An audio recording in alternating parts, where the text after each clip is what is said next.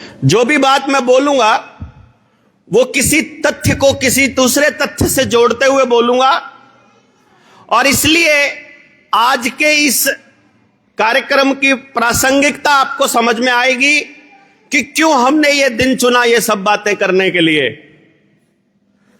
ये किताब जिसका जिक्र अभी साथी कर रहे थे, रुपया मूल्य का मापक या शोषण का साधन, घनश्याम वर्मा जी ने अपनी रिसर्च, जो पुराने लोगों ने रिसर्च की थी उसके दम पर, इसके लेखक हैं, मुझे इसका सह लेखक उन्होंने बनाया।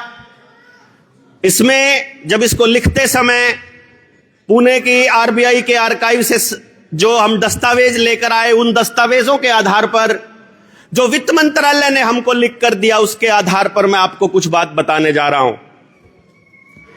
आपके बच्चों का जीवन सीधा सीधा इस बात से जुड़ा हुआ है जो आज हम करने वाले हैं, और आपको यह तय करना है कि ऐसे ही चलते रहें या थोड़ी सी और गति बढ़ानी पड़ेगी।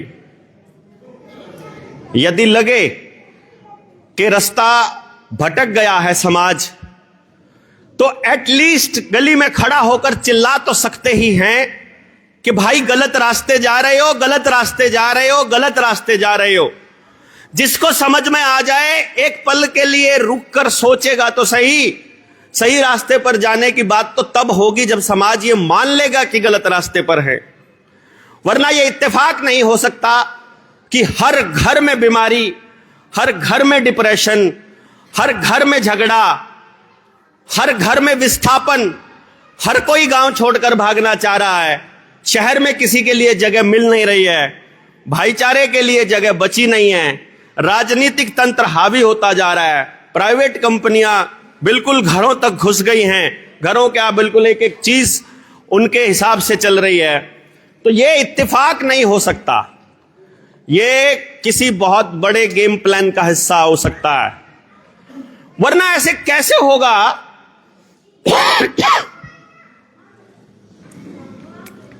किस एक दो जगह हो रहा हो तो ये इत्तेफाक मानते हैं, लेकिन हर जगह सेम चीज तो कुछ ना कुछ प्लानिंग है। नेताजी सुभाष चंद्र बोस का जन्मदिवस मनाने के लिए इकट्ठा हुए। पूरी दुनिया में एक आदमी को बहुत बदनाम किया जाता है जिसका नाम है एडोल्फ हिटलर। जर्मनी का शासक था उस वक्त वो, और उसे बदनाम किया गया।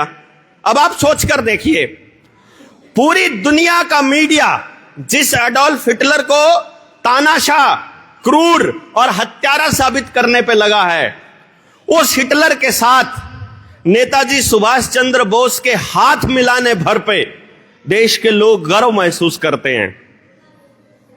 कॉन्ट्राडिक्टरी नहीं लगता? विरोधाभासी नहीं लगता कि जनतंत्र का पक्षधर एक व्यक्ति जो अंग्रेजों से आजाद करवाना चाहता है, वो ऐसे व्यक्ति के पास जाकर के बात कर रहा है जिसको दुनिया तानाशाह बोल रही है। फिर समझ में आता है खेल क्या था। 1897 में पैदा हुए नेताजी एक बंगाली परिवार में, और बंगाल ही पूरे भारत से व्यापार का रास्ता तय करता था, और बंगाल में ही उस वक्त राजधानी थी जब पेपर करेंसी एक्ट 1882 को पास किया गया और 15 रुपए की एक मोहर बनाई गई। 10 रुपए की एक मोहर से 15 रुपए की एक मोहर, पूरे भारत का प्रत्येक व्यक्ति का 1/3 धन लूट लिया गया, पूरे भारत के हर व्यक्ति का। और यह बात बंगाल के लोगों को समझ आई तो बंगाल सड़कों पर उतर गया। सारी सड़कें खून से लाल थी, लोग बलिदान देने को तैयार थे। बंदूकों के साथ उस विद्रोह को कुचल दिया गया और मीडिया में उसे छपने नहीं दिया गया, पूरे भारत में वो खबर नहीं आने दी गई। तो किसी वक्त किसी टाइम किसी बुजुर्ग ने, डॉक्टर भूप सिंह जैसे व्यक्ति ने, विद्वान व्यक्ति ने बताया होगा नेताजी को कि तुम्हारे बंगाल से ही शुरुआत हुई थी इस देश की लूट की। जब अंग्रेजों ने पेपर करेंसी छापनी चालू की, तब नेताजी ने यह समझ में आने के बाद यह निर्णय लिया होगा कि यह पेपर करेंसी खत्म करनी पड़ेगी। अपनी मर्जी से छापने का अधिकार जब मिल जाएगा तो हम लोग, हमारी तो एक दिहाड़ी की भी कीमत कोई आदमी तय करता है और वो बिना किसी कीमत के कुछ भी छापते रहते हैं। तब जाकर उस रुपए को समझने के लिए उस हिटलर से मिलने की तैयारी की थी जिस हिटलर ने अपना जर्मनी का रुपया छापा था, जिसने अमेरिका को आंख दिखा दी थी, जिसने अमेरिका को आंख दिखाई थी कि तुम्हारा डॉलर राज नहीं चलेगा और अब जब जर्मनी से तुमको कुछ चाहिए होगा तो सोना देना पड़ेगा। और यह काम जिसने भी किया है, सद्दाम हुसैन, जनरल गद्दाफी, परवेज मुशर्रफ और इससे पहले के तमाम लोग, जिसने भी अमेरिका के डॉलर को चैलेंज दिया, उन लोगों को बदनाम करके, बर्बाद करके, युद्ध अपराधी घोषित करके यही किया। 2019 में वेनेजुएला का यही हाल हुआ था। 10 लाख रुपए का नोट छापने वाला पहला देश बना पूरी दुनिया का। ताई 10 लाख रुपए का नोट छापने वाला, और 10 लाख रुपए में कितना अनाज मिलता था मालूम है? आधा किलो चावल। 10 लाख रुपए में आधा किलो चावल, यानी 20 लाख रुपए किलो चावल मिलना चालू हुआ तो वेनेजुएला के लोगों को समझ में आया कि यह तो गड़बड़ हो गई। तो वेनेजुएला के राष्ट्रपति ने प्लान किया कि अब हम अपनी सोना आधारित करेंसी चालू करेंगे और डॉलर के ऊपर की निर्भरता को खत्म करेंगे। इसको खत्म किए बिना वेनेजुएला को नहीं बचाया जा सकता। और जिस दिन वो राष्ट्रपति यह काम करता है, उसी दिन उसके देश के अंदर एक अटैक होता है, वहां अमेरिका की सेना आती है और उसको उठा करके ले जाती है। देखा होगा ना, प्रधानमंत्री था कि राष्ट्रपति था? राष्ट्रपति, और उसकी पत्नी को भी, क्योंकि घर में जिक्र होता है, मेरी पत्नी को भी मालूम ही है क्या क्या चल रहा है। तो अगर मैं बाहर हो गया तो बताएगी कि हम ये बात किया करते थे कि हम ये प्लान कर रहे थे। हम कोई देश के ऊपर अटैक करने का प्लान नहीं कर रहे थे, हम देश को बचाने की बात कर रहे थे रात को बैठ करके। तो देश को मालूम पड़ेगा कि चर्चा क्या चल रही थी। इसलिए यह बताना जरूरी है कि देश की चर्चा कहां जा रही है। आपके बच्चों का भविष्य निर्भर करेगा इस बात के ऊपर कि आप इस बात को समझने के लिए तैयार हैं कि नहीं हैं। तीसरे विश्व युद्ध की तैयारी चल रही है, वो लोग तैयारी करके बैठे हैं। पहले के विश्व युद्धों का आपको क्या असर दिखाई देता है? आपको अखबारों में, टेलीविजन में, मीडिया में, किताबों में पढ़ाया गया है, सब झूठ है, सब का सब झूठ है। इस किताब के अंदर एक्सप्लेन किया हुआ है हमने, और उसके बेसिस पर मैं आपको कुछ आंकड़े दे रहा हूं। आज से 2026 साल पहले इस भारत में इतना रुपया, इतना धन, इतना अनाज, इतनी समृद्धि है कि पूरी दुनिया में वो पहले नंबर पर आता है। पूरी दुनिया में जीडीपी में, एक्सपोर्ट में, उत्पादन में, हर चीज के उत्पादन में पहले नंबर पर आता है। उसकी लड़ाई चाइना के साथ है। पूरी दुनिया का 48% तक का एक्सपोर्ट अकेला भारत कर रहा है।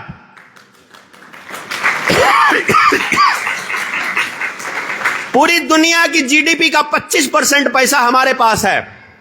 उसका मुकाबला चाइना के साथ और बाकी कोई देश का ही नहीं है।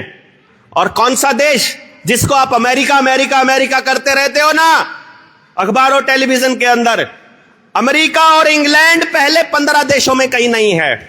इस किताब के पेज नंबर 31 के ऊपर एक्सप्लेन, उसमें पेज नंबर 126 पर एक्सप्लेन किया हुआ है। और मेरे आंकड़े नहीं है ये, इस किताब के लिखने वाले घनश्याम वर्मा के आंकड़े नहीं है ये जो ग्राफ दिया हुआ है, ये सारा का सारा आंकड़ा world economic forum, United nation की वेबसाइट से उठाया गया आंकड़ा है, जिसको अमेरिका खुद अप्रूव करता है कि हां, ये देश इतना समृद्ध हुआ करता था। तो कैसे एक गेम खेला गया? सन 2000, ये मैं 2026 साल पहले कह रहा हूं, एक साल जिसको मान लिया, साल नंबर 1, उस दिन हम पहले नंबर पर हैं। चाइना के साथ हमारा कंपटीशन है, बाकी कोई देश कहीं नहीं है, ना अमेरिका ना जर्मनी है, लेकिन जर्मनी 11वें नंबर पर है पूरी दुनिया में, और अमेरिका और इंग्लैंड कहीं नहीं। 1500 साल बीतने के बाद, ये 1500 साल का जिक्र मैंने इसलिए किया क्योंकि हमें यह पढ़ाया जाता है किताबों में छोटे बच्चों को कि 1600 ईस्वी में ईस्ट इंडिया कंपनी भारत में आई थी। 1500 साल में अगर इंग्लैंड की बात की जाए, यूके की, यूनाइटेड किंगडम की, तो यूके 13वें नंबर पर आता है पहले 15 देशों में। 1600 ईस्वी में बात की जाए और अमेरिका कहीं नहीं है, इस बात को याद रखना, अमेरिका कहीं नहीं है, दूसरे नंबर पर।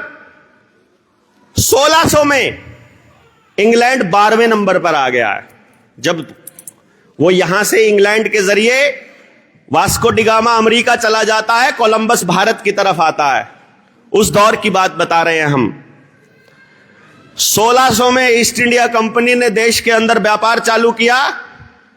सन 1800 में इंग्लैंड 5वें नंबर पर पहुंच गया है और अमेरिका 12वें पर आ गया है।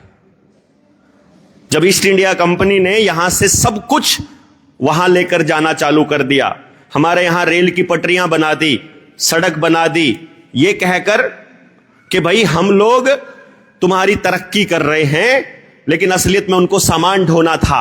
आज के टाइम पर आपको वंदे भारत दिया जा रहा है, वंदे भारत के लिए नई ट्रैक बनाई है, उस नई ट्रैक पर जाकर कभी किसी ने देखा नहीं है। 24 घंटे के लिए वहां उस ट्रैक पर कुर्सी बिछाकर बैठ जाइए उस ट्रैक के आसपास और देखिए कि दिन में कितनी मालगाड़ियां जाती हैं और वो मालगाड़ियां किस प्राइवेट कंपनी की हैं। कभी किसी के पास समय नहीं है देखने का।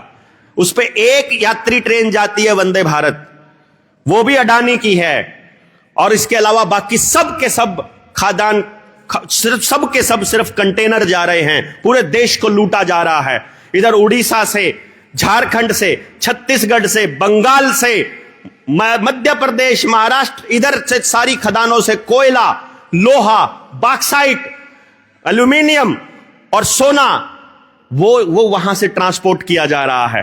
इधर से कश्मीर से लिथियम, ये आपको बड़े बड़े हाईवेज दे दिए गए भारतमाला के, आपके लिए नहीं है, ये बड़े बड़े कंटेनरों के लिए हैं, और उन कंटेनरों में ढोया जाएगा आपके देश की संपदा को। और वो सारे के सारे हाईवेज कहां से जा रहे हैं? वो वंदे भारत की पटरी किसके बीच में से जा रही है? अंबानी अडानी के साइलों में से जा रही है, जहां उनके खदान है, उनके बीच में से। आप मान सकते हो, आपके रुपए से, आपकी कमाई से, आपके बाप दादाओं की कमाई से आपकी जमीनों को जबरदस्ती अधिग्रहण करके वो पटरियां बनाई जा रही है, और वो पटरियां अंबानी अडानी के प्राइवेट साइलों में से गुजरती हैं।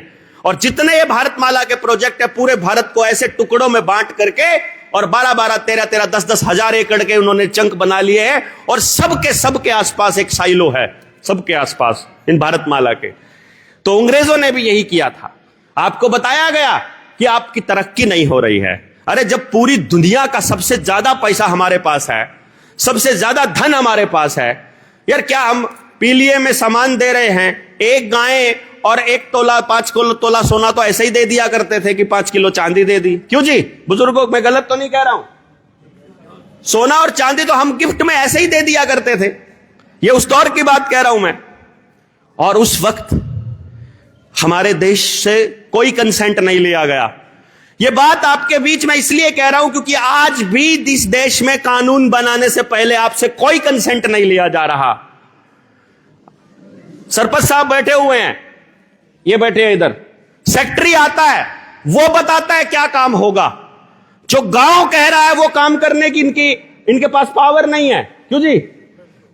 सेक्रेटरी के पास पावर है, यानी गांव ने मत दे करके इनको सरपंच बनाया। गांव के टैक्स का पैसा का हमारा अधिकार है, हमारी जमीन है, और उसके ऊपर काम क्या होगा ये सेक्रेटरी बताता है, और सेक्रेटरी सीधा का सीधा ऊपर से चलता है। आप सोच कर देखिए, आपका एमएलए, आपका एमपी आपने नहीं चुना हुआ, वो एक पॉलिटिकल पार्टी जो किसी ना किसी बिजनेसमैन की रखेल है, उस पार्टी का एक नुमाइंदा, वो अपना नुमाइंदा चुनकर भेजते हैं। आपके गांव में चॉइस है कि ये 10 चोर आपके सामने खड़े हैं, इन 10 में से कोई एक चुन लो। वो लोग बैठ करके तय करते हैं कि आपके लिए क्या कानून बनेगा। मेरे लिए कानून बन रहा है। वो कह रहे हैं आईपीसी को बदलकर बीएनएस कर रहे हैं, भारतीय न्याय संहिता कर रहे हैं, क्योंकि अंग्रेजों का बनाया कानून था। अंग्रेजों का बनाया कानून था, भारत के संविधान में स्वीकार कर लिया। हमसे ना संविधान बनाते समय पूछा गया, ना अब बीएनएस बनाते समय पूछा गया। पूछा क्या आपसे? किसी से पूछा नहीं गया। पहली बात, जो पार्टी सरकार में है उसके पास मत जितने पड़े हैं, टोटल वोटिंग ही अगर 60% हुई है पूरे देश में, उसका 30-35% उसको वोट मिले हैं। उस 30-35% वोट से सरकार बनी है, और उसमें से भी उनकी राय नहीं ली गई है। उस पार्लियामेंट के मेंबर ने भी आपसे नहीं पूछा है कि आपके लिए कानून बना रहे हैं, आपको मंजूर है कि नहीं है, और वो पास हो गया। जैसे ही कानून 1882 में पास हुए थे, ऐसे ही कानूनों के विरोध में नेताजी खड़े हुए थे। अब मैं इस खेल को थोड़ा सा आगे बढ़ाता हूं। 1914 में पहला विश्व युद्ध शुरू होता है, क्योंकि आज जो तीसरा विश्व युद्ध शुरू हो रहे की तैयारी कर रहे हैं, यदि इस पर आपने खुलकर बोलना चालू नहीं किया, यदि पंचायतें करके सोशल मीडिया पे आपको बताना पड़ेगा उन लोगों को, यदि आपने नहीं बताया तो ये बर्बादी कंटिन्यूअस रहेगी। आपको ये बताना पड़ेगा कि युद्ध मेरे नाम पर नहीं होना चाहिए, मैं नहीं चाहता ये युद्ध। आप चाहते हो क्या? पूरे गांव में किसी से पूछोगे युद्ध चाहता है क्या? नहीं चाहता। पाकिस्तान से पूछोगे, नहीं चाहता। चाइना के लोगों से पूछोगे, नहीं चाहता। ये नेता चाहते हैं। नेता क्यों चाहते हैं? क्योंकि कंपनियां चाहती हैं। कंपनियां क्यों चाहती हैं? क्योंकि जिन देशों की इकोनॉमी कंपनियों से चलती है, मैं उन देशों की इकोनॉमी और जीडीपी का उस वर्ल्ड वॉर से ना ही पड़ता है। यह व्यवस्था जब इनको ढानी है, आपको नए तरीके से फंसाना है, तो इनको महामारी और युद्ध लाना है। महामारी ये ला चुके हैं, युद्ध इनको लाना है। 1939 में अमेरिका पहले नंबर पर पहुंच चुका है, रशिया तीसरे नंबर पर आ चुका है, क्योंकि लड़ाइयों के लिए युद्ध जो है अब हथियार रशिया भी बनाने लग गया है, और इंग्लैंड 5वें नंबर पर है, इंडिया इनमें कहीं 6ठे नंबर पर है। लेकिन जो सबसे इंपॉर्टेंट बात है वो ये है कि अगर अमेरिका जो पहले नंबर पर है, उसकी इकोनॉमी, अगर उसकी जीडीपी 2,31,000 मिलियन डॉलर की है, तो इंडिया की इकोनॉमी मात्र 13,000 है। यानी पहले नंबर पर 6ठे नंबर में कहीं कोई मुकाबला नहीं है। अब हम 10वें 20वें हिस्से पर आ गए हैं। पूरी दुनिया से हमारा जो 26% की जो जीडीपी थी, वहां से हम अब 5% पर आ गए हैं, और सारा पैसा, सारा धन, सारा अनाज हम युद्ध के हथियार खरीदने पर लगा रहे हैं। और ये तब की बात कर रहा हूं जिस टाइम पर इंग्लैंड की पार्लियामेंट के हिसाब से शासन चल रहा है। इंग्लैंड के हिसाब से चल रहा था ना, क्योंकि 1947 में होता है। 1947 में एक एग्रीमेंट होता है ट्रांसफर ऑफ पावर का। उस दिन इंग्लैंड कहता है कि अब तुम अपने नोट छाप लो, हम अपने नोट लेकर जाते हैं। और उस एक रात में इस लूट को समझिएगा कि आज हम यहां खड़े हैं 23 जनवरी को, जयंती समारोह है ये दो शख्सियत का या दो घटनाओं का। पहला नेताजी सुभाष चंद्र बोस का भी, और दूसरा आज जनता सरकार मोर्चा का भी चौथा जयंती समारोह है। ये उसकी छंदा है। 4 साल हमारे हो गए हैं। यानी एक रात पहले अगर हमारे पास इतना सारा सामान हो और अगले दिन सारा गायब हो जाए, तो उस भारत की परिकल्पना को मैं आपको बता रहा हूं।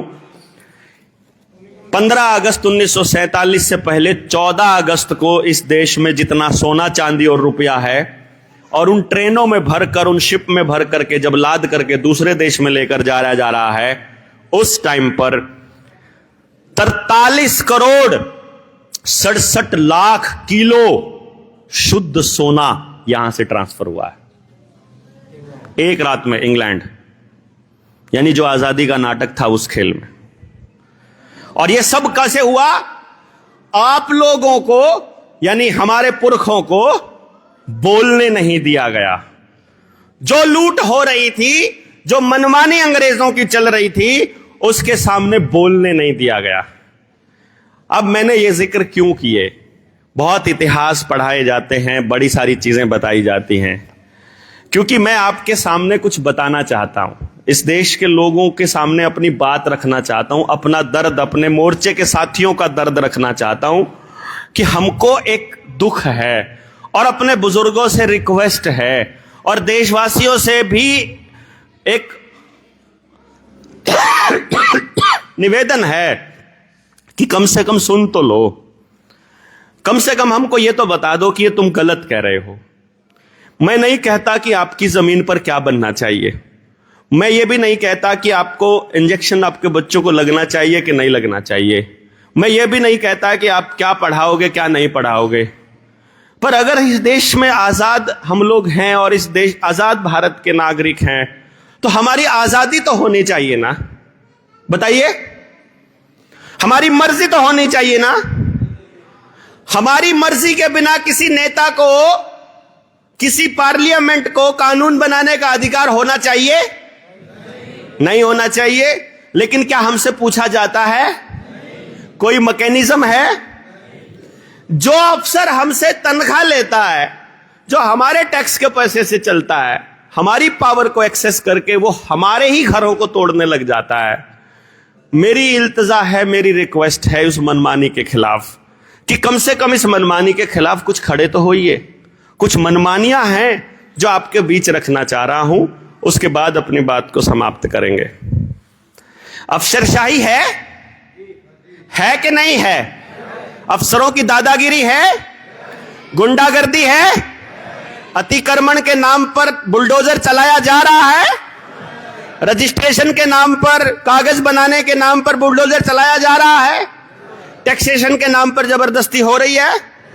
होनी चाहिए ये जबरदस्ती, ये मनमानी रुकनी चाहिए।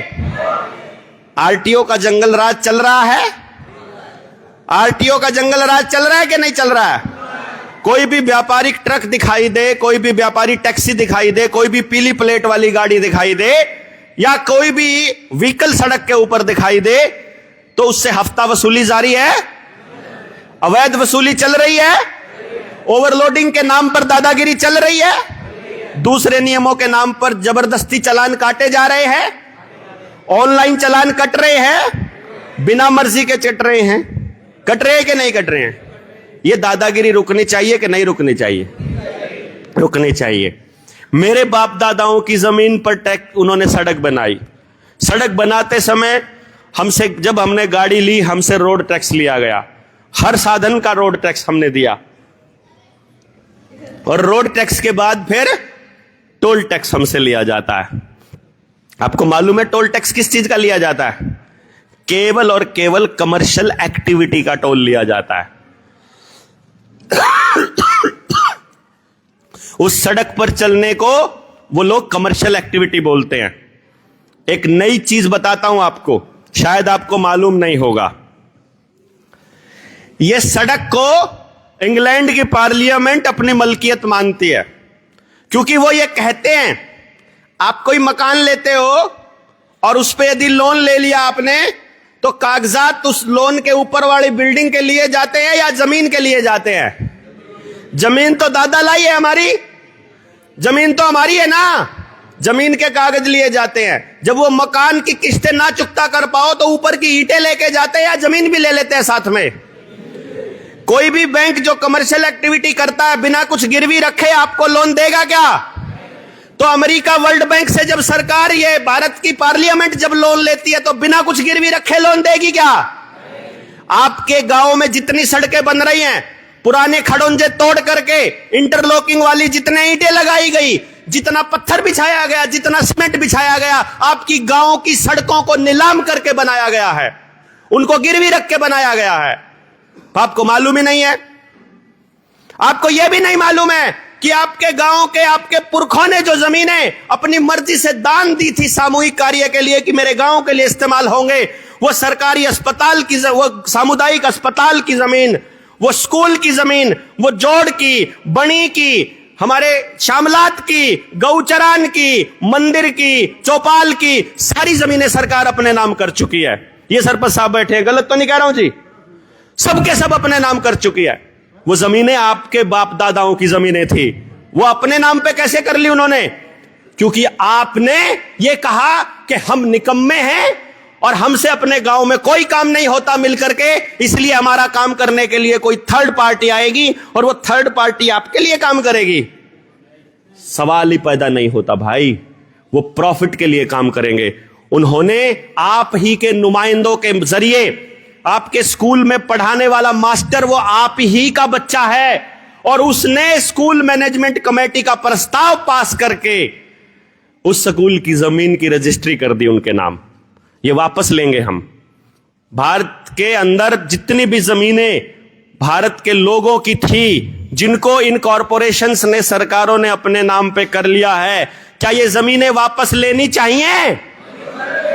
हम ये गलत तो नहीं कर रहे हैं। ये जमीनों को वापस अधिकार के लिए हम लोगों को एक मुहिम शुरू करनी पड़ेगी। और ये क्योंकि जमीन हमारी थी, इसके ऊपर सड़क बनाने का अधिकार, सड़क बनाने का लोन वर्ल्ड बैंक से आया है, तो वर्ल्ड बैंक ने वो जमीन अपने नाम पे गिरवी रखी है। तो वो जमीनें जो आपसे अधिग्रहण कर रहा जा रहा है, वो जमीनें वर्ल्ड बैंक के पास गिरवी रखी जा रही हैं। तो आपका चालान केवल तब होगा, और चालान में जो पैसा है कहां जमा हो रहा है मालूम है आपको? मंत्रालय कहीं नहीं जमा हो रहा। नए कॉरपोरेशंस बन गए हैं, स्मार्ट सिटी प्राइवेट लिमिटेड के नाम से नए खाते खुल गए हैं।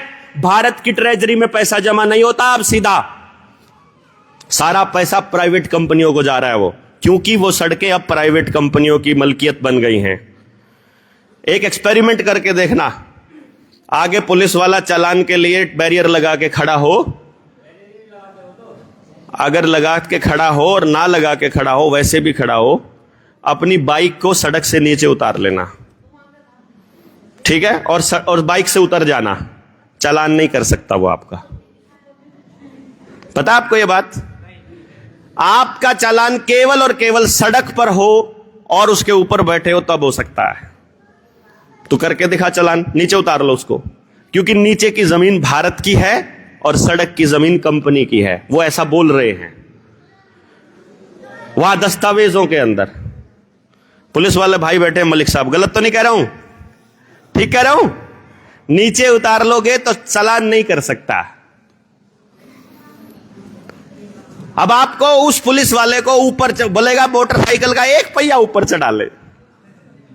ये हमारे साथ हो चुका है। हमने गाड़ी नीचे उतार ली, बोला नीचे क्यों उतारा, ऊपर ले। मगर ऊपर नहीं, नीचे मेरे बाप की है, नहीं ऊपर तेरे बाप की है, मुझे पता है। मुझे पता है, क्योंकि अभी मेरे पास इतने संख्या बल नहीं है कि मैं तेरे से यहां लड़ूं, तो अभी फालतू बहस नहीं करनी है, मेरी गाड़ी नीचे रहेगी। अब मैं गाड़ी से बाहर हूं, करो चालान, करके दिखाओ। पॉसिबल ही नहीं है। और हम इसके ऊपर फिर कोर्ट जाएंगे, तेरे को लपेटेंगे। तो वो फिर डर जाता है बेचारा, बेल्ट की नौकरी करने वाला डरपोक बहुत होता है। टोल के नाम पर गुंडागर्दी हो रही है, बंद होनी चाहिए। चलो, जो देना चाहता है, मैं कह रहा हूं जो देना चाहता है, आप कह रहे हो कि सुविधा अगर होगी तो शुल्क आपको देना पड़ेगा, कोई बात नहीं, इसका हिसाब किताब भी बहुत जल्दी करेंगे हम। फास्टैग आपने नहीं लगाया है तो कह रहा है डबल लगेगा। फास्टैग भी उसी गाड़ी का लगाना पड़ेगा, दूसरा फास्टैग नहीं चलेगा। टोल की अवधि समाप्त हो गई है। टोल के ऊपर टोल लगा था, 5 साल में पैसे पूरे कर लेंगे, लेकिन टोल चल रहा है 15-15 साल से। सड़क बनाने में खर्चा हुआ था 600 करोड़ रुपया और उस टोल ने वहां कमा लिया है 2000 करोड़ रुपया, और वो चल रहा है कंटिन्यूअसली। और हम में से किसी के पास आरटीआई डालने का समय नहीं है। देश के पास अपनी सुविधाओं को, अपने संसाधनों को बचाने का कोई समय नहीं है। ये गुंडागर्दी रुकनी चाहिए कि नहीं रुकनी चाहिए? रुकनी चाहिए। इस प्रॉफिट में जिसकी जमीन थी उसका हिस्सा होना चाहिए। किसान की जमीन जो एक्वायर करी थी, इस बात को ध्यान दीजिएगा। मैं जितनी हाई टेंशन वायर जा रही हैं, जितनी सड़कें जा रही हैं, जो भी ये पार्लियामेंट में बैठे गुंडे प्रस्ताव पास करके पब्लिक प्राइवेट पार्टनरशिप के नाम पर जितनी जमीनों को एक्वायर कर रहे हैं, मैं किसानों को 2 बातें बोलता हूं सिर्फ, कि भाई अगर ज्ञान हो, अगर समझ हो तो मेरी दो बात मान लो। पहली बात, भारत के नागरिक यदि हो तो कंपनी को बोलो मुझे भारतीय रुपया चाहिए मुआवजे में। क्या चाहिए? हमें इंग्लैंड की शाखा के आरबीआई के नोट नहीं चाहिए, क्योंकि इस नोट के ऊपर लिखा है मैं धारक को 100 रुपए अदा करने का वचन देता हूं। यह नोट नकली है, खड़े होकर बोल रहे हैं हम, इसीलिए नोट बंद कर रहे हैं ये।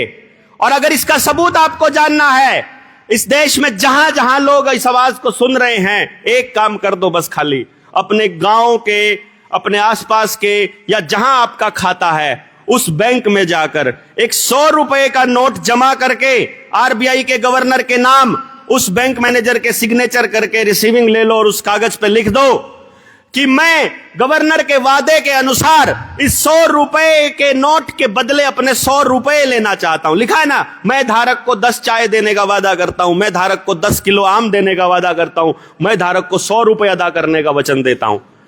वचन दिया हुआ है ना। 100 रुपए मांगने का अधिकार तो हमको होगा ना। अरे एक बार मांग तो लो। वो बोलेगा 100 रुपए के 1-1 रुपए के सिक्के दे दे, सिक्का लीगल टेंडर है। 1-1 रुपए के नोट दे दें, नोट लीगल टेंडर है। 10-10 रुपए के 10 नोट दे दें, लीगल टेंडर है। हमको लीगल टेंडर नहीं चाहिए। हमको क्या चाहिए? जिस चीज का वो टेंडर है, जिस चीज को वो लीगली रिप्रेजेंट करता है, मुझे वो चीज चाहिए। मांग नहीं सकते क्या? नेताजी ने मांगा था, इसीलिए युद्ध अपराधी बनाया था। नेताजी ने अपने रुपए को सोने के बराबर खड़ा किया था, इसीलिए पूरे देश में सोना मांगते हुए गए थे। आजाद हिंद नेशनल बैंक की स्थापना की तो उन्होंने कहा था ये कागज के नोट तुम्हारे को बर्बाद कर देंगे। जिस जिस घर में नोटों के लिए अपने बच्चों को बाहर भेजा है, वो बच्चा वापस नहीं आया है। ध्यान दीजिए, जिस भी आदमी ने इन नोटों के लिए काम करना चालू किया है, सबका स्वास्थ्य खराब हो चुका है, सबके घरों में डिप्रेशन और तलाक घुस चुका है, सबके घर बर्बाद हो चुके हैं। सबके, जिसने भी इस रुपए के कागज के बदले काम करना चालू किया, क्योंकि इसके पीछे कोई वैल्यू नहीं है। जब आप सारी कमाई जीरो चीज के लिए खर्च करते रहेंगे, कुएं में डालते रहोगे, तो बर्बाद तो हो गई होगे। और पूरा गांव मिलकर के ये काम कर रहा है। हम आपसे इतना कह रहे हैं कि ये कारोबार इनका बंद होना चाहिए। टोल टैक्स पर आपसे सिर्फ 10 रुपए, 20 रुपए, 100 रुपए नहीं लिए जाते हैं। समझिए, जिस दिन आप 100 रुपए जमा करते हो, 100 रुपए आम चीज नहीं है।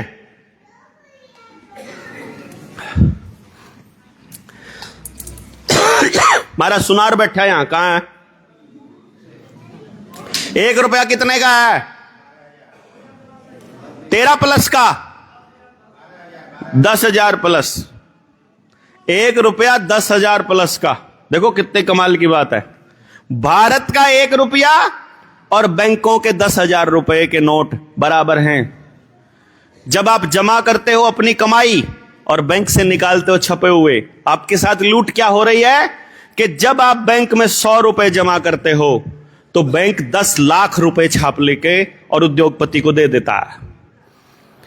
यानी आप हर ट्रांजैक्शन में 10,000 गुना गरीब हो रहे हो, हर ट्रांजैक्शन में। तो जब आप किसी टोल टैक्स पर 100 रुपए देते हो, अपने फास्टैग से कटवाते हो, उसी टाइम वो उद्योगपति को 10 लाख रुपए छाप कर दे देता है। सोचो कितने हजारों करोड़ रुपया दिन का इकट्ठा होता है, तो कितने लाख करोड़ रुपए वो उद्योगपतियों को छाप छाप के दे रहे हैं। तो कल को आपकी जमीन का रेट वो 5 करोड़ कर दें या 10 करोड़ कर दें, उनको कोई फर्क पड़ने वाला है क्या? वो तो छाप के लेके आते हैं, उनको कोई दिक्कत नहीं है। उस रुपए की कोई वैल्यू नहीं है, और वो वैल्यू वेनेजुएला की तरह इस देश में भी होने वाली है, जब 10 लाख रुपए में आधा किलो चावल मिलेगा। लेकिन चलो, हम पहले इसलिए बोल रहे हैं कि भैया जो दिखाई दे रहा है वो आपको बताना जरूरी है। आप मानो ना मानो, क्या फर्क पड़ता है? हमने अपना काम ईमानदारी से किया है। जिस दिन समझ आएगा उस दिन तो आप ये लड़ाई लड़ लेना, उस दिन तो अपने रुपए का कोई मान रख लेना, उस दिन तो उसका कोई मानक फिक्स कर लेना। इस देश में सुप्रीम कोर्ट ने 2011 में एक निर्णय दिया था, और इस देश के लोगों को उस निर्णय की अनुपालना करने के लिए दिन रात एक कर देना चाहिए। वो निर्णय यह था कि कहीं भी खदान में जो भी निकलता है, चाहे कोयला है, पत्थर है, लोहा है, लिथियम है, बॉक्साइट है, या कोई और धातु, कॉपर है, या कुछ भी है, वो देश की जनता का है। यह सुप्रीम कोर्ट का आदेश है। देश की जनता का मतलब है वहां से जो प्रॉफिट है वो देश की जनता का होना चाहिए, या टेंडर देश की जनता का होना चाहिए? प्रॉफिट होना चाहिए भैया, प्रॉफिट। क्योंकि देश की ट्रेजरी में पैसा बहुत थोड़ा जमा हो रहा है। यानी अगर 1,000 रुपया उनको कमाना होता है तो वो मात्र 10 पैसे या 20 पैसे जमा कर रहे हैं ट्रेजरी में। लाखों गुना की लूट हर माइनिंग के साथ हो रही है। आपके आसपास भी कोई पहाड़ होगा जरूर, है ना? यहां कल्याणा के आसपास भी था ना पहाड़, जोजू में भी है। सारे गांव की अर्थव्यवस्था और आसपास के गांव की अर्थव्यवस्था वहां से चलती होती थी, जहां से भी चलती थी। क्योंकि हमारे बुजुर्गों ने जो गांव बसाने का जो डिजाइन बनाया था वो ऐसा बनाया था कि वहां जीवन यापन के लिए कोई ना कोई स्किल के लिए कुछ उपलब्ध हो, नहीं तो खेती करने के लिए हो, या कोई भी माइनिंग से हो, या कोई खनिज पदार्थ निकलते हो, कोई भी ऐसी प्राकृतिक संपदा हमारे पास हो जिसके दम पर हम जीवित रह सकें। लेकिन वो सब की सब हमने कंपनियों को दे दी। तो जो सरकार में बैठे या पार्लियामेंट में बैठे गुंडे हैं, उनकी मनमानी रुकनी चाहिए कि नहीं रुकनी चाहिए? वो जो पैसा है वो देश की जनता का है कि कंपनियों का है? कभी पुलिस वालों से वास्ता पड़ा है थाने में एफआईआर लिखवाने का? हाथ खड़ा करिएगा किसी का पड़ा हो तो। आसानी से लिख देते हैं कि टेढ़ा काम है? टेढ़ा काम है, बहुत टेढ़ा। अब आप बताइए, जो उनका काम है कि अंदर घुसते ही आपकी शिकायत को दर्ज करने का, और उस पर भी यदि आपको मुशक्कत करनी पड़ती है, तो उनकी ये गुंडागर्दी रुकनी चाहिए? आरटीआई के जवाब में वो जो गुंडागर्दी कर रहे हैं वो रुकनी चाहिए? बैंकों के लिए जो कब्जा दिलवाने का काम पुलिस वाले कर रहे हैं वो रुकना चाहिए? किसी को भी हिरासत में डालने का जो अब नया फरमान जारी कर दिया है बीएनएस में, पहले होता था कि 14 दिन की न्यायिक हिरासत में पहले भेजा जाता था। अब आपको शायद नहीं पता है, बीएनएस में इस तरह का अरेंजमेंट हो गया है, यदि जिसने उसको गिरफ्तार किया है वो डिनाई कर दे बेल को, तो 90 दिन तक वैसे ही अंदर से बाहर ना आने दे। ठीक कह रहा हूं ना जी? बिना चाहे वो फिर बाद में बेकसूर साबित हो जाए, 90 दिन तक पुलिस वालों की गुंडागर्दी चलेगी। यानी उसकी मर्जी है कि कौन बाहर आएगा कौन नहीं आएगा। मैं ये नहीं कह रहा हूं कि सबके सब पुलिस वाले ये काम कर रहे हैं, लेकिन मैं ये कह रहा हूं कि जब आप अपना मकान बनाते समय इस बात का ध्यान रखते हैं कि क्या पता कभी 50 साल बाद बाढ़ आ जाए, इसीलिए थोड़ी हाइट पर बना लेते हैं। क्या पता कभी 20 साल बाद गली ऊंची हो जाए, इसलिए थोड़ा भरत करके बना लेते हैं। ऐसा ही बनाते हो ना?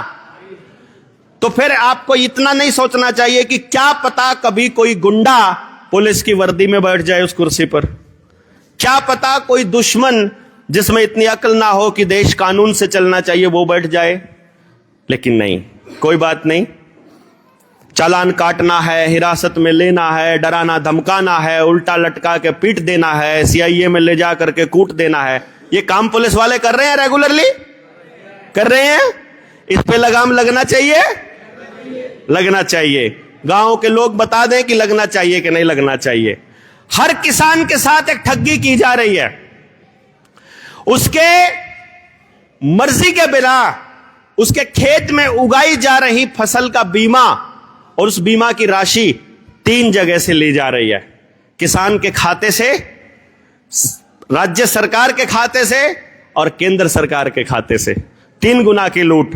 और ये लूट इतनी है कि अगर 70,000 करोड़ रुपए का बीमा पेंडिंग है तो कंपनी ने 20 लाख करोड़ रुपया कमा लिया है। मतलब बीमे के क्लेम किसानों के पेंडिंग है, लेकिन बीमे की जो प्रीमियम है वो पहले ही लेके जा चुकी है। ये बीमा हमारे पास एक ऐसी स्कीम है कि गांव में किसी भी घर में कोई भी मौत हो जाए, किसी किसान की फसल खराब हो जाए, तो बीमा लोकल लेवल पर इतना बड़ा हो सकता है कि एक व्यक्ति भी भूखा नहीं मरेगा और किसी बीमा कंपनी को कोई पैसा देने की जरूरत नहीं है। लेकिन बैठकर चर्चा नहीं होती है, चर्चा नहीं होती है। आप मुझे सिर्फ इतना बताइए, क्या किसी की मैयत पर 13वीं के दिन हम लोग अपनी तरफ से मरने वाले व्यक्ति को 1000 रुपया दे सकते हैं? गांव में कोई होगा जो नहीं दे सकता है? अगर हम जोजू कला की बात करें, जोजू कला में कितने घर हैं जी? लगभग 3000 हैं, ज्यादा है। हम 3000 ले लेते हैं। अगर गांव में कोई व्यक्ति कमाने वाला गुजर जाए और पूरा गांव एक सिरे से इकट्ठा हो और उसकी 13वीं पर हर आदमी सहयोग के रूप में 1000 रुपया दे दे हर परिवार, तो कितने लाख रुपया हो गया? 30 लाख रुपए का बीमा बिना घर बिना कहीं पर प्रीमियम दिए हो सकता है कि नहीं हो सकता है? ये गांव का बीमा करने का स्टाइल है। लेकिन इस पर चर्चा नहीं होती है। हमको ये बताया जाता है कोई सहयोग नहीं होता, इकट्ठे नहीं होते। वो इकट्ठा करने के लिए ही हम लोग यहां पर आए हैं, ताकि आपको बता सकें कि भैया बीज कंपनियों की दादागिरी, अपनी मर्जी के बीज देना, रसायन कंपनियों की दादागिरी, डीएपी की, यूरिया की, उसकी उपलब्धता, उसकी अनिवार्यता के लिए आपको आधार कार्ड देना पड़ेगा। दादागिरी है कि नहीं है? रुकनी चाहिए। एमएसपी के ऊपर उद्योगपतियों की और सरकारों की मनमानी रुकनी चाहिए। स्कूल की फीस, उसके नतीजे, उसकी वर्दी, यूनिफॉर्म, सिलेबस, मनमर्जी के उनके ऊपर जुर्माने, ये प्राइवेट स्कूलों की लूट रुकनी चाहिए। अरे बताओ तो सही, रुकनी चाहिए। एक तरफ सरकार कह रही है हम लोग आपको सुरक्षित रखना चाहते हैं, लेकिन साथ के साथ ये कहती है अल्ट्रासाउंड तब नहीं करेंगे जब तक आप रजिस्ट्रेशन नहीं करवाओगे, क्योंकि वो पहले झटके में हमको बोलती है तुम हत्यारे हो। पहले झटके में बोलती है। वो कहते हैं हम कैसे हत्यारे? बोले नहीं, तुम अगर लड़की मिली तो तुम मरवा दोगे। ऐसा ही कह करके बोलते हैं ना, भ्रूण हत्या करवा दोगे, इसलिए तुमको रजिस्ट्रेशन करवाना पड़ेगा। जैसे कि उनको हमारी लड़कियों की बहुत ज्यादा चिंता है। वो हमारी लड़कियों को बर्बाद करने पे लगे पड़े हैं।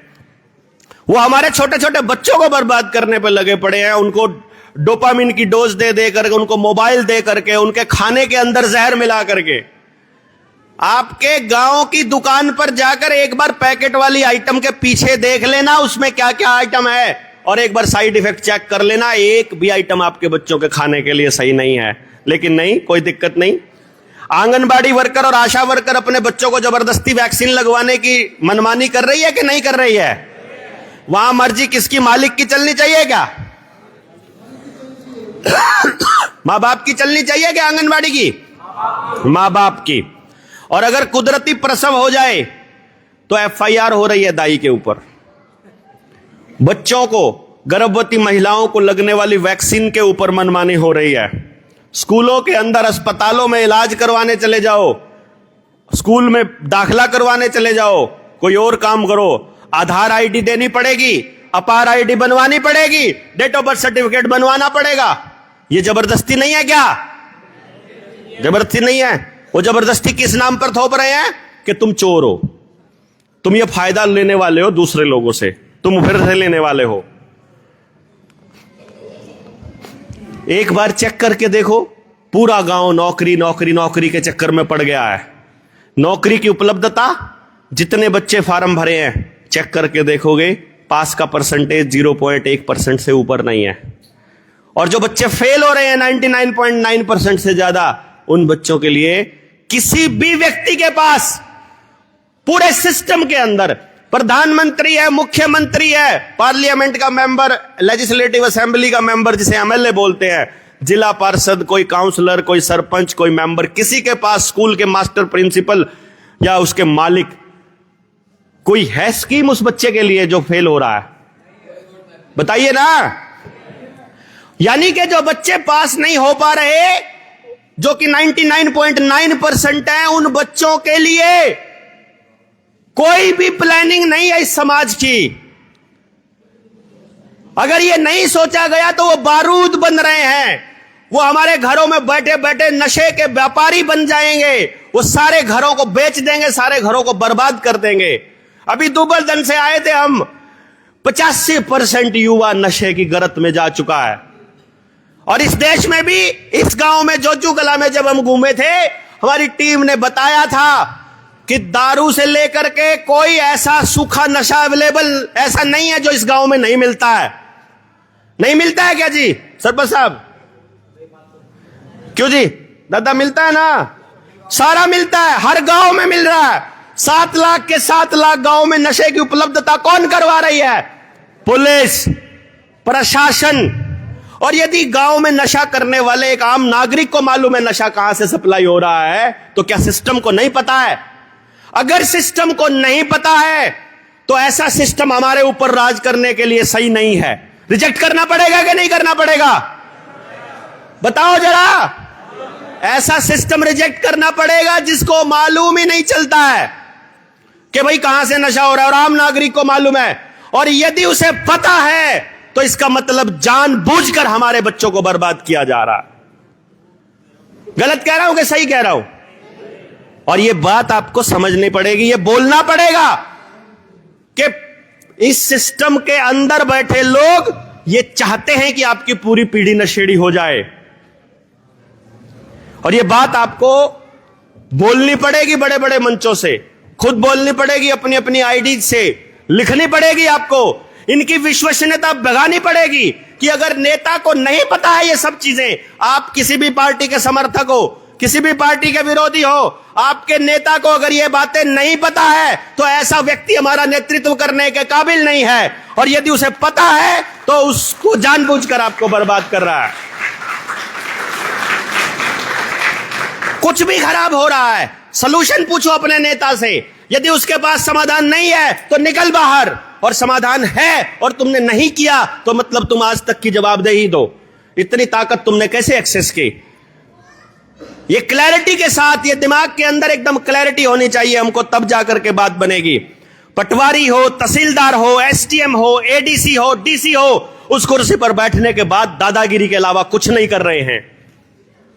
सेवा कर रहे हैं क्या? आम नागरिक से मिलने का समय है उनके पास? आम नागरिक की समस्याओं का समाधान करने के लिए उनके पास है हुनर, ताकत है? जब इतने मजबूर लोग वहां पर बैठे हुए तो ऐसे लोगों को निरस्त करना पड़ेगा कि नहीं करना पड़ेगा? उनको निरस्त करके हमको यह बताना पड़ेगा कि मैं इस गांव में अगर रहना चाहता हूं, जोजू कला में,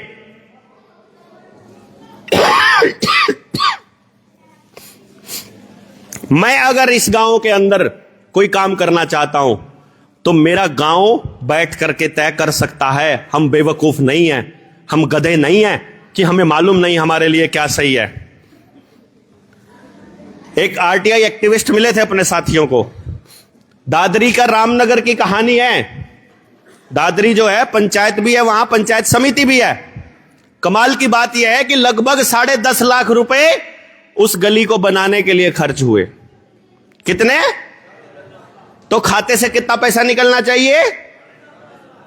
तो भैया बिल बने, उन बिलों की फोटोकॉपी निकली, वो 10.5 लाख रुपया पंचायत के खाते से भी निकाल लिए और पंचायत समिति के खाते से भी निकाल लिए। दो बार 10.5 और सेंटर से भी निकल जाएंगे और डीसी भी निकाल लेगा कि नहीं निकाल लेगा आपको मालूम पड़ता है क्या? ऑनलाइन पोर्टल का एक्सेस आपके पास है। वो किसान को ऑनलाइन सीधा खाते में भेजने की बात करते हैं। अपने चाचा को, अपने फूफा को, अपने बुआ को उन्होंने किसान नहीं बना रखा होगा, इस बात की गारंटी है? इसका सबूत बताता हूं। छत्तीसगढ़ का डिप्टी सीएम के बाप के खाते में किसान की सम्मान निधि गई है और उसके नाम पर जमीन भी नहीं होगी, क्या पता। और वो गरीबों को देने की बात कर रहे हैं ना, हर किसान को नहीं दे रहे। वो कहते हैं हर डॉक्यूमेंट जो किसान बना रहा है, जो भी कागज ऑनलाइन दे रहा है, आधार कार्ड दे रहा है, किसान आईडी, फार्मर आईडी बना रहा है, अपने बच्चे का पोर्टल पे कुछ भी दे रहा है, समझो अपने बच्चे की गर्दन उनके हाथ में दे रहा है। इसलिए डीएपी के लिए अपनी खाद खरीदने के लिए, बीज खरीदने के लिए, अपनी फसल बेचने के लिए, यदि इस लालच में वो सरकार के आगे, इन अधिकारियों के आगे सरेंडर कर रहा है, कंपनियों के आगे, तो ये समझ लेना आने वाले टाइम में नई व्यवस्था आ रही है जो वर्ल्ड वॉर के बाद आपको, आपकी गर्दन को फिर से पकड़ने वाली है। और वो आपके बच्चों को बताया करेगी आने वाले टाइम में कि तुम्हारे बाप दादा इतने निकम्मे हुआ करते थे कि 2026 में हम उनको 5 किलो अनाज दिया करते थे। इस गांव की बात करूं ना मैं जब इस गांव की बात कर रहा हूं, जोजू कला की, तो मैं अपने गांव फफडाना की भी बात साथ में कर रहा हूं। 70% लोग गरीब नहीं है गांव में। गांव में गरीब होगा कोई 5 से 10% लोग, इतना ही होगा जी। लेकिन 70% लोग 5 किलो अनाज ले रहे हैं। तो आपके पोता पोतियों को 60 साल बाद बताया जाएगा कि 2026 में तुम्हारा दादा इतना निकम्मा था कि उसके पास अनाज भी नहीं था खाना खाने के लिए। 5 किलो अनाज हम दिया करते थे प्रति व्यक्ति। वो इतना निकम्मा था कि अपनी बेटी के पैदा होने पर पैसे लिया करता था। वो इतना निकम्मा था, बेटी की शादी में पैसे लिया करता था। घर में कोई महिला विधवा हो जाए तो उसको पालने की भी उसकी औकात नहीं थी, वो विधवा पेंशन हमसे लिया करता था। घर में कोई बुजुर्ग हो जाए तो बुजुर्गों को रोटी खिलाने का भी उसके पास पैसा नहीं होता था, हमसे बुढ़ापा पेंशन लिया करता था। वो आदमी इतना निकम्मा था जो अपने बच्चे को फ्री में पढ़ाया करता था, यहां तक कि अपने बच्चे को दोपहर का भोजन भी नहीं खिला सकता था क्योंकि मिड डे मील हम खिलाया करते थे। बताएगा नहीं क्या? वो इतिहास लिखा जा रहा है, खाते में लिखा जा रहा है। ये खाता चल रहा है आपका सबका, और गांव का, पूरे भारत को बदनाम किया जा रहा है पूरी दुनिया के अंदर कि इस देश के लोग भिखारी हैं, हाथ फैला करके बैठे रहते हैं, कभी किसी नाम पर कभी किसी नाम पर। उनको सिलेंडर भी फ्री में चाहिए, उनको चूल्हा भी फ्री में चाहिए, उनको अपने माँ बाप और अपने बच्चों को पालने के लिए भी पैसा हमसे चाहिए और रोटी खाने के लिए भी अनाज चाहिए। ऐसा बदनाम किया जा रहा है आप लोगों को, और आप लोग इस बदनामी को सहन कर रहे हैं। लात नहीं मारते हैं उसके बैग को, उसके कागज को, उसके झोले को, उसके अनाज को, उसके रुपए को, और ये नहीं कह सकते हैं कि मेरा गांव सक्षम है, हम लोग अपनी पैदा कर लेंगे, अपनी खा लेंगे, अपने भाईचारे से रह लेंगे। हम इतनी भी कहने की हिम्मत नहीं कर पा रहे। कितने सोए हुए हैं हम। ये बहुत विचारणीय विषय है, सोचने का विषय है। यदि इसके ऊपर सोच देखा जाए, हमारी गैरत को मारा जा रहा है, हमारे सम्मान को खाया जा रहा है, हमको भिखारी बनाया जा रहा है। अन्नदाता हुआ करता था किसान, उसको अन्न भिखारी बनाया जा रहा है। अनाज दे करके, 500 रुपया दे करके, 6000 रुपया दे करके उसको भिखारी बना करके उसकी लाइन में खड़ा किया जा रहा है, क्योंकि उसकी गैरत मरे हुआ आदमी कभी लड़ नहीं पाएगा, सीना ठोक कर कभी अपने अधिकारों की बात नहीं कर पाएगा। इसलिए उस गैरत को जिंदा करने का समय है। बैंकिंग की इतनी फ्रॉड हो रही है, प्रॉपर्टियों पे लोन पे लोन, लोन पे लोन। लाल डोरा तोड़कर आपके घरों की रजिस्ट्री करी। आपकी ये जो धर्मशाला बनी हुई है, ये अग्रवाल धर्मशाला है, बनिया धर्मशाला। मैं पूरे यकीन के साथ कह सकता हूं कि जिसने भाई ने भी ये धर्मशाला बनाई होगी, मुझे पता नहीं है, लेकिन वो इस गांव में नहीं रहता होगा। या रहता है? नहीं रहता है। वो व्यक्ति इस गांव में नहीं रहता है। उसने बाप दादाओं की याद में, अपने माता पिता की याद में ये जगह पर, ये गांव को समर्पित की, लेकिन उसका कहीं ना कहीं मकान भी होगा। उसने अपना मकान क्लेम भी नहीं किया होगा, और गांव वालों को यह भी नहीं पता है कि जब गांव वालों ने भी उसका मकान क्लेम नहीं किया तो लाल डोरा तोड़ते वक्त उसकी जमीन को भी सरकार ने अपने नाम पे कर लिया है। ये गांव की जमीन वापस छुड़वानी पड़ेगी, बताइए ना। ये लाल डोरा वापस स्थापित करना पड़ेगा कि यहां किसी भी कंपनी और किसी भी सरकार की एंट्री बैन, यहां कोई कागज नहीं बनेगा। जिस चीज का कागज बन गया समझो बेच दी। बच्चे का डेट ऑफ बर्थ सर्टिफिकेट बना दिया, समझो बेच दिया। आपने कोई भी कागज बना दिया, समझो बेच दिया। और नहीं बिका तो बिकेगा आने वाले टाइम में, उसकी वो लगेगी, बोली लगेगी। इसलिए लाल डोरा दोबारा से स्थापित करना पड़ेगा। आप बताइए जरा, बैंक तय करते हैं ना आपकी प्रॉपर्टी की कीमत, आपको अपनी मेहनत की कीमत तय करने की आजादी नहीं है। बैंक तय कर रहे हैं कि आप क्या खाओगे क्या नहीं खाओगे, क्योंकि बैंकों से जरिए ही कंपनियां चलती है और कंपनियों के जरिए ही आगे की व्यवस्था चल रही है। और वही सरकार में बैठे लोग ऐसी पॉलिसी बना रहे हैं। लेकिन ना, हमको इन बातों पर सोचने का समय नहीं है। जब मर्जी हमारी गाड़ियां जब्त की जा रही है, मनमर्जी के इंटरेस्ट के रेट लगाए जा रहे हैं, लोन देते समय जबरदस्ती बीमा कर डालते हैं, हमारी मर्जी की कीमत भी नहीं है। 2 करोड़ के मकान की कीमत वो कहते हैं नहीं भैया 60 लाख लगेगी और उस पर भी तुमको 40 लाख ही लोन मिलेगा, और रेट इंटरेस्ट बढ़ जाएगा। रेट ऑफ इंटरेस्ट बढ़ के आप चुकता नहीं कर पाओगे तो आपकी 2 करोड़ की प्रॉपर्टी को नीलाम हम अपने आप करेंगे, तुम आगे आकर के खड़े हो जाओगे तो हम ऑनलाइन नीलाम कर देंगे। ऑनलाइन नीलामी की प्रक्रिया पूरी तरह से बैन होनी चाहिए कि नहीं होनी चाहिए? ये इसलिए भी बैन होनी चाहिए क्योंकि ऑनलाइन किसी भी वेबसाइट का सर्वर भारत के पास नहीं है। क्यों नहीं समझ रहे हम लोग? हमारा जितना डेटा जा रहा है, हमारे बच्चों के कागज, जमीन के कागज जो तहसीलदार के पास जमा हो रहे हैं, जो है एडीसी के पास जमा हो रहे हैं, वो सारे के सारे दस्तावेज इंग्लैंड और अमेरिका के अंडर में यहूदियों के तरज उनके कहने से बन रहा है।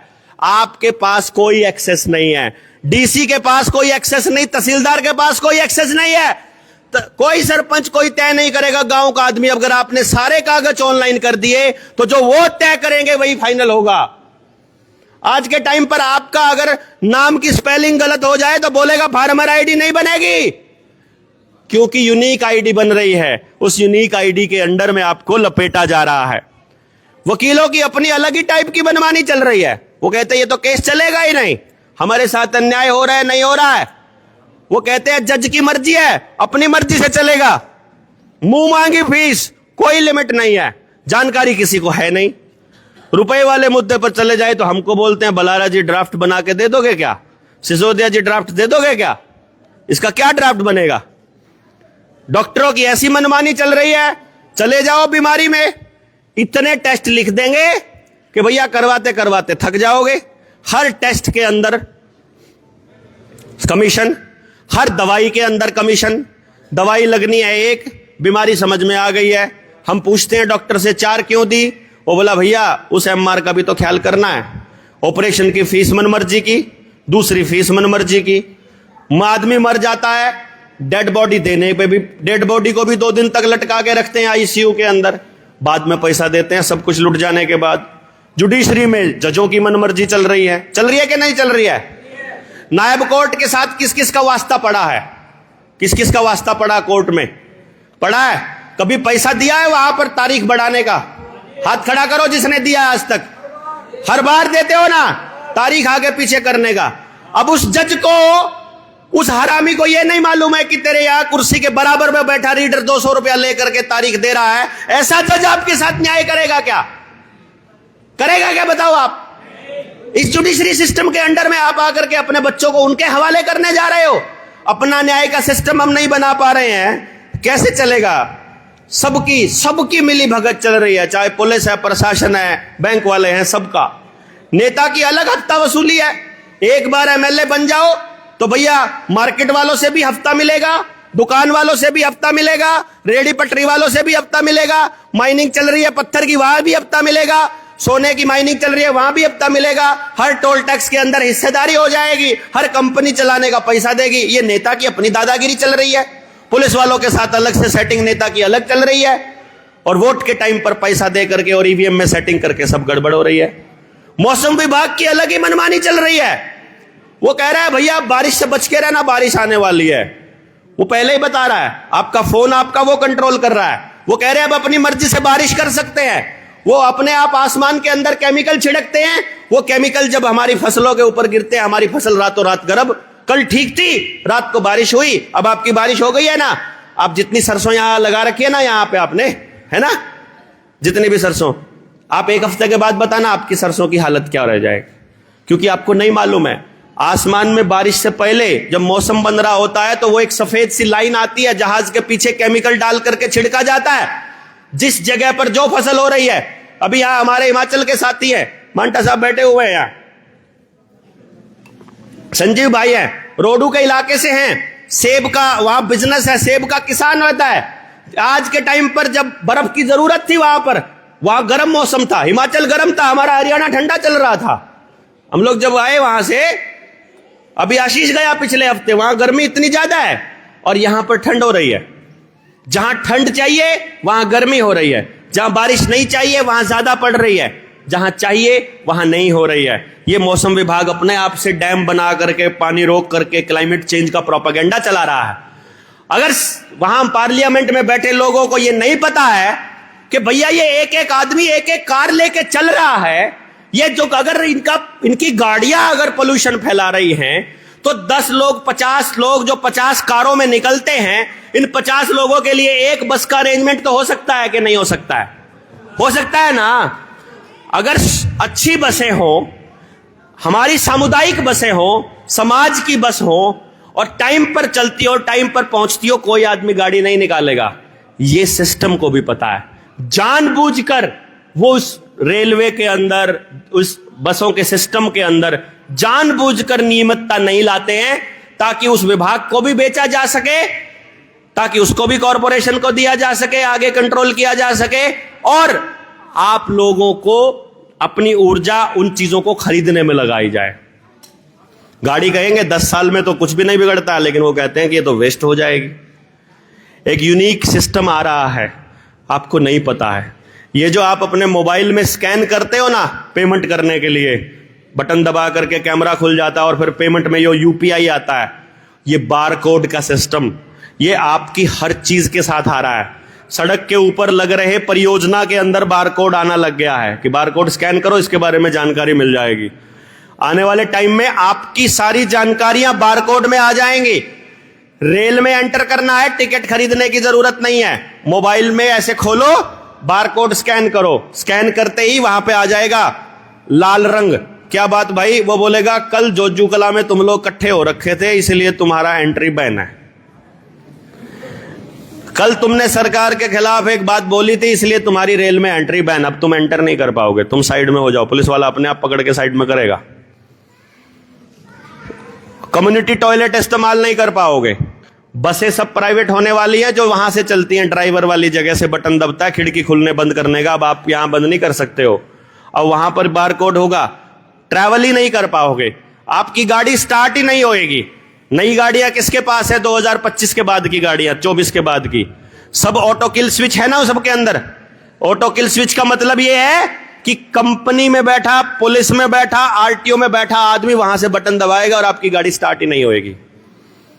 गाड़ी आपकी स्टार्ट नहीं होगी, रेल में आपको चढ़ने नहीं देंगे। क्यों? क्योंकि तुम लोग सरकार के खिलाफ बोल रहे थे, तुम लोग अपनी व्यवस्था में आ गए थे, तुम सच्ची बात बोल रहे थे, तुम गुलामी को स्वीकार नहीं कर रहे थे, इसीलिए तुमको ये सब करना पड़ेगा। इसलिए इस ऑनलाइन के गेम से पीछे छुड़वाना बहुत ज्यादा जरूरी है। एयरपोर्ट के ऊपर जो चल रहा है, समझो वही चीज हर जगह लगाने की तैयारी चल रही है। जो चाइना में हो रहा है वो पूरी दुनिया में करने की तैयारी चल रही है। सबसे बेस्ट जो टेस्ट ट्यूब है वो एयरपोर्ट है, और हम में से बहुत से कम लोगों को एयरपोर्ट पे जाने का मौका नहीं मिलता है, इसीलिए हम लोगों को नहीं समझ में आएगा कि क्या चल रहा है। वहां आपके चेहरे से आपने एंटर किया, एंटर करते ही passport number, driving licence number, कितनी बार ट्रैवल किया है, कहां से हो, कि पिछली बार कब आए थे, कहीं किसी के साथ बदतमीजी तो नहीं की थी, कितनी एफआईआर इसके नाम पर है, कितना ट्रैवल करता है, खाते में कितना पैसा है, अनाज कितना लेता है, जमीन कितनी है, घर में कितने लोग हैं, कितने कमाने वाले हैं, कितने भिखारी हैं, सबकी डाटा उनके पास है। सिर्फ आपका फोटो कैमरे में आना चाहिए। इसीलिए हर पंचायत को सीसीटीवी कैमरा लगाने की दिशा में आगे बढ़ाया जा रहा है। हर सड़क के हर कोने के ऊपर सीसीटीवी कैमरा लगाने की तैयारी चल रही है। हर चीज को ऑनलाइन आपके आधार के साथ जोड़ा जा रहा है। आने वाले टाइम में आपका चेहरे का स्कैन ही आपकी सारी जानकारी दे देगा, आधार कार्ड की भी जरूरत नहीं पड़ेगी। और वो डेटा इसीलिए आपको हर 5 साल में 10 साल में अपडेट करने की बात बोल रहे हैं।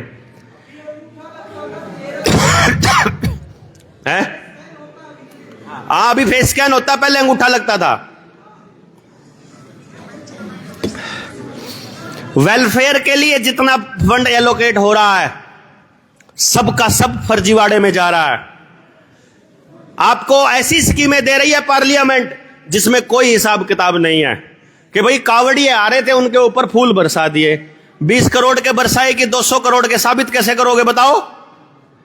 है गौशाला के लिए इतना चारा खरीद के दिया, 500 करोड़ खा सकते हैं कि 1000 करोड़ खा सकते हैं, गिन के बताओ। चारा तो खा गई गायें, तो इतनी गाय का पैसा गया, नहीं बता सकते? दिवाली के ऊपर इतने लाख दिए, इतने करोड़ रुपए में हुए, बता दोगे कभी सच्ची में हुए कि नहीं हुए, जले कि नहीं जले? क्यों जी? आपको हर साल स्वच्छ भारत के नाम पर आपको दिए जा रहे हैं प्लास्टिक के कैबिन, प्लास्टिक के डब्बे, हर साल टूट रहे हैं कागजों के अंदर, हर साल नए आ रहे हैं, आपको पता ही नहीं है। आपको तो एक बार लगा के 4 साल से वहीं पड़े हैं, आपको नहीं मालूम है हर साल लग रहे हैं। जो ये कुर्सियां आपको मिली हुई हैं ऊपर से आई है, जो आपके गांव में जगह जगह खड़ी करी है, हर साल पैसा खाया जा रहा है इनके नाम पे। जो गाड़ियां हैं, गाड़ियां चल रही हैं 20 और पैसा लिया जा रहा है 200 गाड़ियों का, स्वच्छ भारत वाली गाड़ियों का, और सारी किराए पे दिखाई जा रही है। माइनिंग के अंदर जितना घपला हो रहा है, आपके बिजली के बिलों में जितना घपला हो रहा है, बिजली के स्मार्ट मीटरों में जितना घपला हो रहा है, हर बच्चे को मिड डे मील के नाम पर कितना घपला हो रहा है, जितनी भी ऑनलाइन योजनाओं में हर जगह कितना घपला हो रहा है, हमारे पास कोई जानकारी नहीं है, क्योंकि हमने सब कुछ ऑनलाइन उनको दे दिया। अब आपके पास कोई कंप्यूटर, कोई इंटरनेट नहीं है जो उसकी सही जानकारी आपको दे सके। और आरटीआई डालकर पूछोगे तो वो जवाब नहीं देंगे। बताओ कैसे पता करोगे कि आपके बाप दादाओं का, आपका लगाया हुआ पैसा कहां जा रहा है? पता लगेगा? कोई डिपार्टमेंट है जिसमें आपकी सुनवाई हो रही है? कोई अफसर है जिसके पास समय है आपके लिए? तो किस लिए बिठाए भाई? पता ही नहीं है। डॉक्टर इलाज नहीं कर रहा है, मास्टर जी पढ़ा नहीं रहे हैं, वकील न्याय के लिए बात नहीं कर रहा है, जज भ्रष्टाचार नहीं रोक पा रहा है, सबके सब सिर्फ लूटने पर लगे हुए हैं, नेता नेतृत्व नहीं कर रहा है। हर भर्ती का सिचुएशन क्या है? ठेके पर लगा दो, ठेके पर लगा दो, ठेके पर लगा दो। अरे भाई, अगर इस देश की जनसंख्या 140 करोड़ है तो हिसाब लगा करके यह पता लगाया जा सकता है कि इस गांव की, अगर हम झज्जू की बात करें, पता लगाया जा सकता है कि कितने बच्चे बेरोजगार हैं। यह पता लगाया जा सकता है कि आने वाले टाइम में कितने बच्चे किस उम्र में कितने बड़े कब हो जाएंगे, कब किसको किस चीज की जरूरत पड़ेगी। गांव मिलकर तय कर सकता है कि नहीं कर सकता है? लेकिन कोई सिस्टम नहीं है बात करने का। तो फिर अगर सबको चाहिए तो प्राइवेटाइजेशन की जरूरत क्या है? जब हमेशा गांव रहेगा, हमेशा लोग रहेंगे, हमेशा बच्चे पढ़ेंगे, हमेशा ही रहेगा, तो पक्के कर्मचारी लगने चाहिए कि कच्चे लगने चाहिए? वो प्राइवेट कंपनी का होना चाहिए कि वो हमारा होना चाहिए भवन? लेकिन नहीं जी, मीटर के कनेक्शन के ऊपर, सड़क के हालातों के ऊपर, एक्सीडेंट्स को लेकर, अस्पताल में लापरवाही से हो रही मौतों पे लेकर कोई जिम्मेदारी नहीं। वैक्सीन से कितने लोग मर रहे हैं, कोई जिम्मेदारी नहीं। केस निपटान में देरी हो रही है, कोई जिम्मेदार नहीं। सालों साल न्याय की उम्मीद में बैठे रहते हैं, कोई जिम्मेदार नहीं। बीफ एक्सपोर्ट में हम पहले नंबर पर आ गए हैं, कोई जिम्मेदार नहीं। किसान आत्महत्या कर रहा है, हमारे बच्चों को रोजगार नहीं मिल रहा। जानबूझकर नहरों के अंदर फैक्ट्रियों का गंदा पानी छोड़ा जा रहा है ताकि एक्वाटिक एनिमल मर सके। जानबूझकर बोर करके नीचे का पानी खराब किया जा रहा है ताकि हमको टूटी का पानी पीने के लिए मजबूर किया जा सके, ताकि आधार कार्ड वाली व्यवस्था के अंदर आ जा सके। फैक्ट्रियों का पोल्यूटेड चीजें हवा के अंदर जानबूझकर मिलाई जा रही हैं।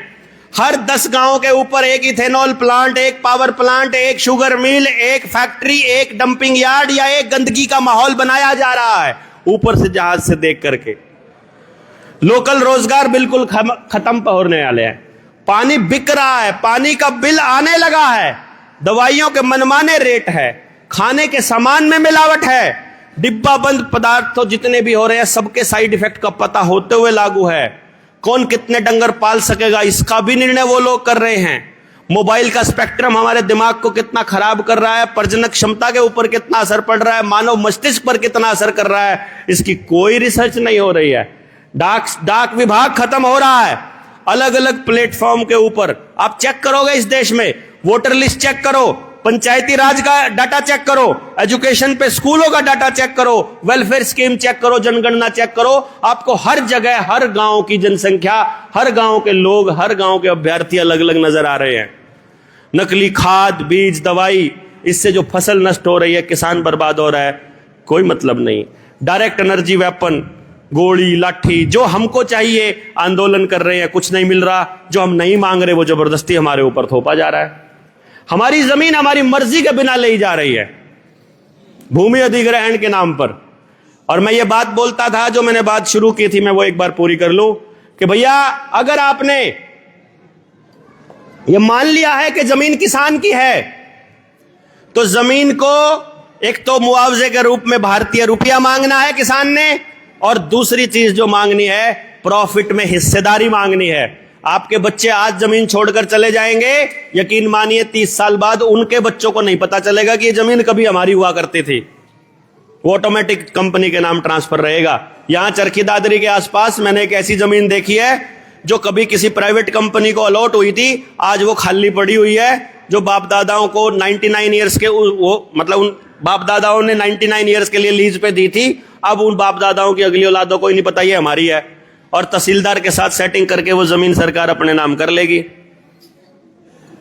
CCTV camera, online documentation, storage, public private partnership, सरकारी खर्च पे प्राइवेट मौज हो रही है। जमीन हमारी, पैसा हमारा, एयरपोर्ट बन गया, रेलवे बन गया, डाक खाना बन गया, बस स्टैंड बन गया, बसें आ गई, उसके बाद प्राइवेटाइज कर दो। जब तक वो खर्च हो रहा है जनता का पैसा, और जब आमदनी देने लगे तो प्राइवेट।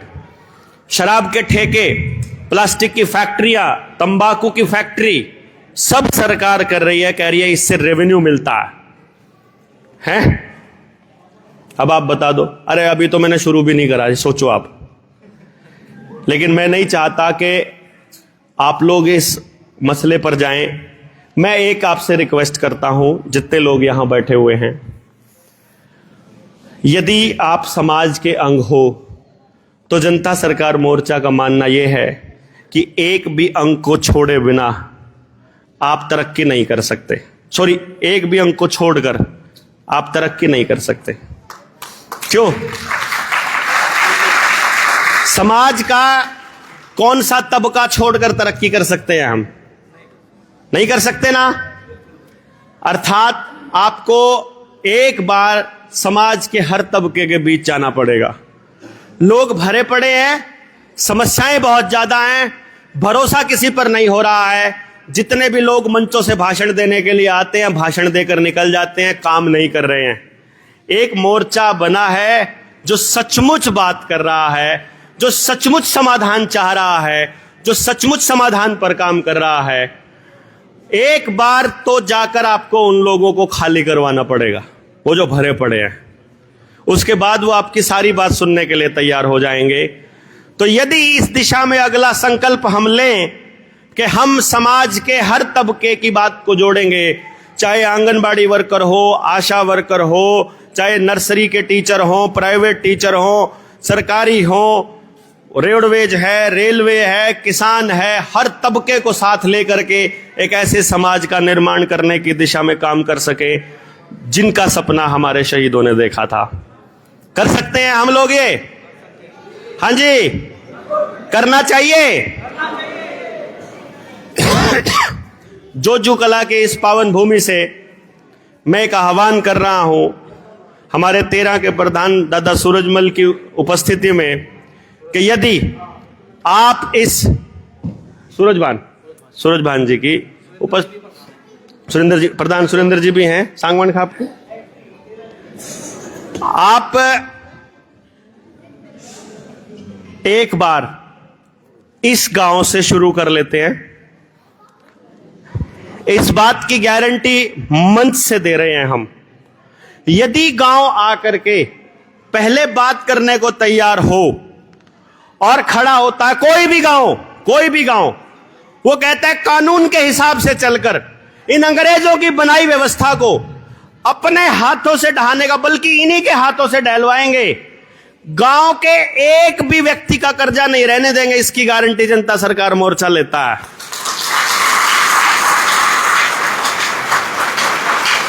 एक भी बालक बेरोजगार नहीं होगा, ऐसी शिक्षा व्यवस्था स्थापित की जा सकती है। एक भी नहीं। हां, अगर किसी के लालच और पैसों का, वो नहीं भाई, बैठ के बात करो, गांव अपने आप तय करेगा कि कौन से बच्चे किस दिशा के लिए बने हैं, उसकी टेक्नोलॉजी अपने पास है। जितनी लूट इन्होंने आज तक मचाई है, सारी लूट वापस ली जा सकती है। जितनी जमीनें लेके चले गए हैं, ये सारी जमीनें वापस आ सकती है। किसान वापस समृद्ध बन सकता है। भारत फिर से पहले नंबर की जीडीपी बन सकती है। हर गांव में, हर घर में उत्पादन आधारित व्यवस्था बनाई जा सकती है। इस बात को आपको समझना पड़ेगा। अगर आप लोग इस बात को नहीं समझेंगे, बात नहीं करेंगे, तो नहीं बनेगा।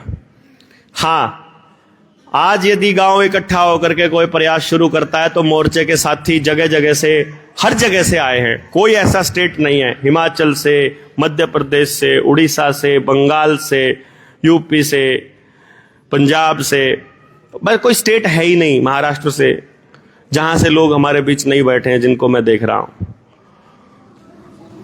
और उनको रिप्रेजेंटेशन यहां अगर आया है तो पूरे देश में मोर्चे की जलाई हुई अलख वो जा रही है। हमारे मुद्दे लोग समझ रहे हैं, सुन रहे हैं। हां, क्योंकि मटेरियल इतना है। अभी मैंने जो बोला है वो मैंने ज्यादा मुद्दे नहीं उठाए, जो लिख रखे हैं, लेकिन आपको यही इतने ज्यादा लग रहे होंगे कि यार सच्ची में इतनी सारी चीजें खराब होके चल रही हैं।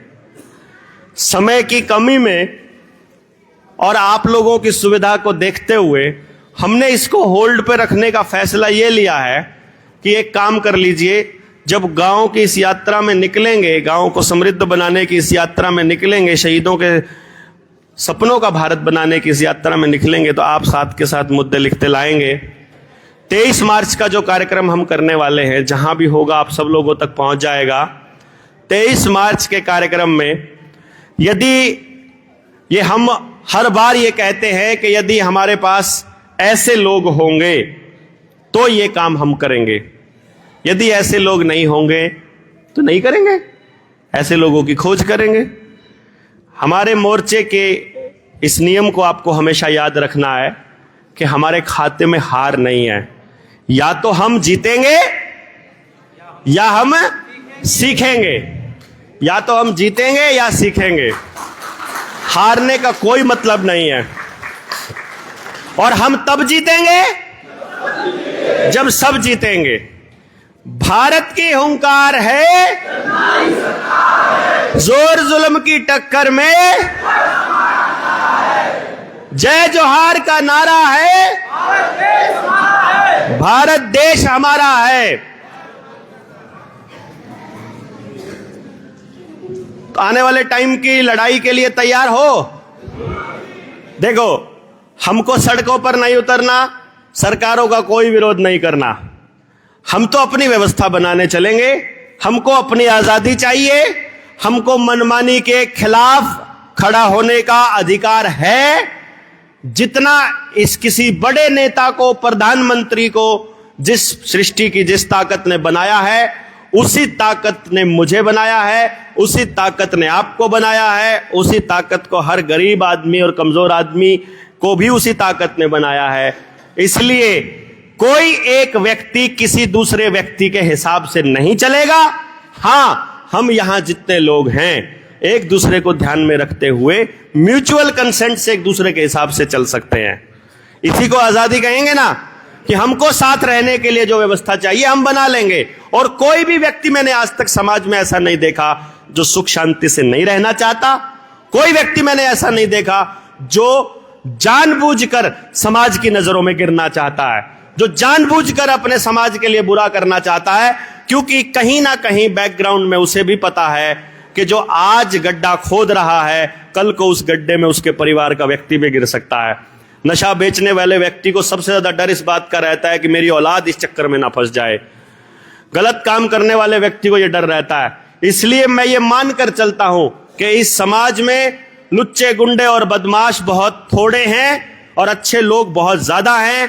अच्छे लोगों की चुप्पी की वजह से हम लोग तरक्की नहीं कर पा रहे, हम लोग सचमुच अपने सपनों का भारत नहीं बना पा रहे।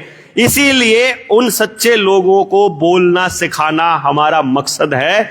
इसी यात्रा पे हम लोग निकले हैं कि हम एक्चुअली असलियत में कुदरत के कानून को मानते हुए, धरती माता की जय करते हुए, भारत माता की नहीं, जमीन माता की जय करते हुए, और किसी भी मन चाहे, किसी के कंपनी के बनाए हुए मन चाहे कानून की पालना करने के लिए नहीं, बल्कि कुदरत के कानून की, जो लिखा जाता है जुडिशरी में भी, नेचुरल जस्टिस विल प्रिवेल, कि किसी के साथ अन्याय ना हो और हम लोग शोषण से मुक्त हो सकें।